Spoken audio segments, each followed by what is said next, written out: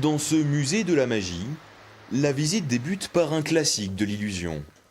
Un tour créé par le magicien toulousain Yanko il y a 70 ans, la cage à disparition.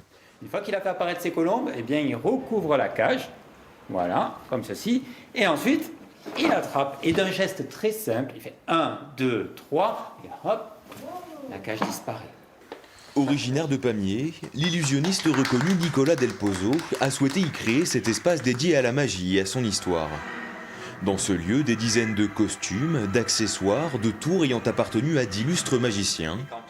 Certaines pièces permettent de remonter le temps jusqu'au début du siècle dernier. Cette boîte, elle date de 1902. Elle a appartenu à un magicien, Gaston Collinet. Il avait un théâtre ambulant où il parcourait toute l'Europe. Le magicien montre que la boîte est vide. Ensuite, il referme les 4 portes. Et quand il réouvre, eh bien, il y a des centaines d'oiseaux qui apparaissent. Ce musée de la magie, l'un des 3 seuls en France, est gratuit et vit grâce aux dons individuels à l'issue d'une visite riche en surprises.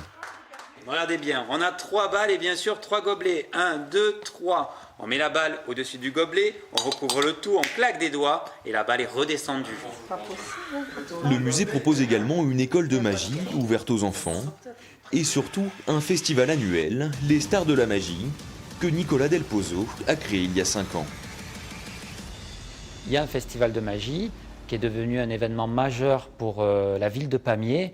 On accueille chaque année environ 1600 spectateurs. Le musée de la magie, l'année dernière, quand il a ouvert ses portes, a accueilli en l'espace de 3 mois plus de 10 000 visiteurs. Donc il y a un engouement pour la magie. Miracle, il y a les pieds de l'assistante en haut, la tête Le musée en bas, restera ouvert tout l'été aux visiteurs. Le prochain festival de la magie de Pamiers aura lieu quant à lui du 9 au 11 octobre prochain.